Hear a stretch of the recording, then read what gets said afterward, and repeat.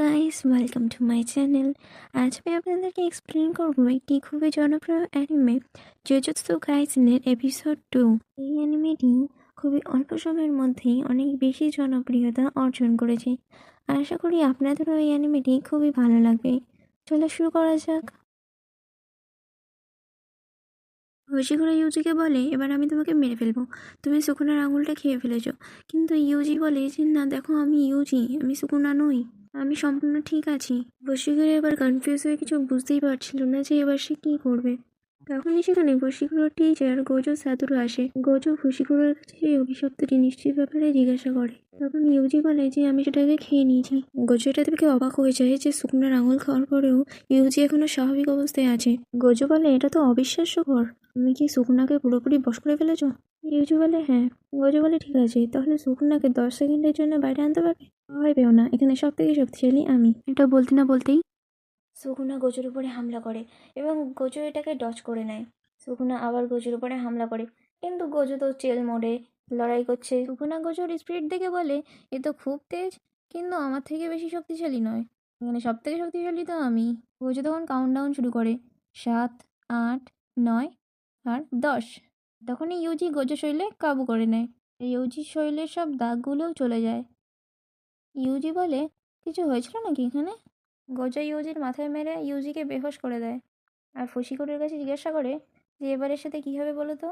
ফুশিকোরে বলে, ওকে এবার হয়তো মেরে দেওয়া হবে, কিন্তু আমি এটা চাই না। গোজো বলে, ওকে, আমার একমাত্র স্টুডেন্টের রিকোয়েস্ট আমাকে তো রাখতেই হবে। সিনটা আবার সেই আলোর ঘরে চলে আসে। ইউজিকে বলে, এবার তোমাকে মেরে ফেলা হবে, এখন তোমার কাছে মাত্র দুটো অপশনই আছে। এটা দেখতে পাচ্ছ, এটা হচ্ছে সুকোনা একটা আঙুল, এটাকে নষ্ট করা যায় না, এটা ভীষণ শক্তিশালী, এরকম 20টা আঙুল আছে। ইউজি তখন জিজ্ঞাসা করে যে 20টা মানে হাত আর পায়ের মিলিয়ে?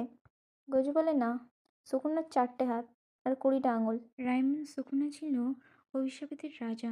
অভিশাপীরা তাকে দেবতা হিসেবে পুজো করত, কিন্তু সে আসলে একজন মানুষই ছিল। প্রাণ ত্যাগ করার পরেও তার সকল শক্তি তার এই আঙুলের মধ্যে সীমিত আছে, আর এই আঙুল থেকেই সে আবার জীবিত হয়েছে তোমার মধ্যে, আর এটা নেগেটিভ এনার্জিতে ভরপুর। এই আঙুলটা আশেপাশে থাকা নেগেটিভ এনার্জিকেও আকৃষ্ট করে। এখন তোমার কাছে দুটো রাস্তাই খোলা আছে, হয় তোমাকে এক্ষুনি শেষ করে দেওয়া হবে, আর নয় সুকুনার সব আঙুলগুলো খাওয়ার পরে তোমাকে শেষ করা হবে। ডিসিশনটা তোমার উপর। তারপর দেখানো হয় ইউজি তার বন্ধুদেরকে দেখা করতে হসপিটালে গিয়েছে। এখানে গিয়ে দেখে তার একটা বন্ধুর অবস্থা খুবই খারাপ। তারপর সে তার দাদুর স্বীকৃত করার পর সে আর গোজো একটা বেঞ্চের উপরে বসে সেই বিষয়টা নিয়ে আলোচনা করছিল। গোজো বলে, তাহলে তুমি কি সিদ্ধান্ত নিলে? ইউজির মাথায় তখন বিভিন্ন ধরনের চিন্তাভাবনা ঘুরতে থাকে। সে ঠিক করে পাচ্ছিল না যে সে এখন কি করবে। তার মাথায় তখন অতীতে ঘটে যাওয়া বিভিন্ন ঘটনা ঘুরছিল। অবশেষে সে গোজোকে বলে, তোমার কাছে কি এখনো সেই আঙুলটা আছে? আমাকে দাও। সে এইবার এই আঙুলটিকে দেখে একটু অস্বস্তি বোধ করে, কিন্তু তারপর ওই আঙুলটিকে খেয়ে নেয়। খাওয়ার পরে একটু বমি বমি ভাব আসে, কিন্তু সুকুনাকে বশ করে নেয়। গোজো এটা দেখে ভীষণই খুশি হয়। গোজো বলে, এবার ব্যাগ গুছিয়ে নাও। তখন সেখানে দরজা খুলে করে চলে আসে।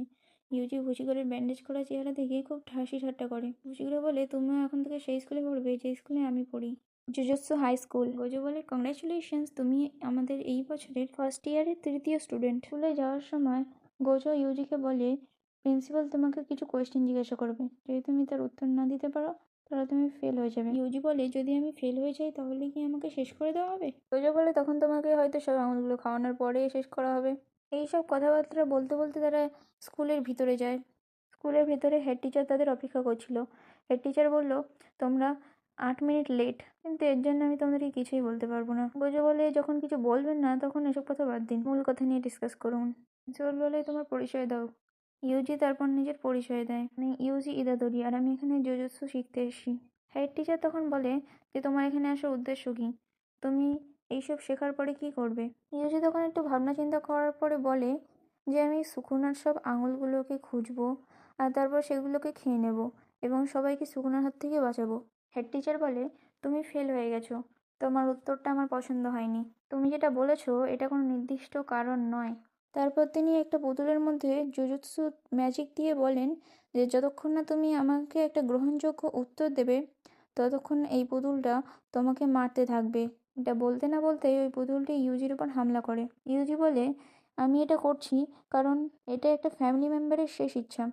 হেড টিচার তখন বলেন যে যে তোমার যদি কিছু হয়ে যায় তাহলে কি তোমার সেই ফ্যামিলি মেম্বার দায়ী থাকবে?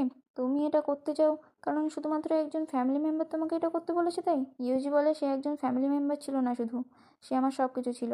হেড টিচার বলেন যে বিপদের সময় মানুষের আসল রূপ বেরিয়ে আসে। একজন জুজুৎসু সর্সারার হতে গেলে বিভিন্ন সমস্যা এবং ভয়ঙ্কর পরিস্থিতির মোকাবিলা করতে হয়। তোমার যদি কোনো সঠিক নিজস্ব উদ্দেশ্য না থাকে তাহলে এইসব পরিস্থিতির মোকাবিলা তোমার দ্বারা করা সম্ভব নয়।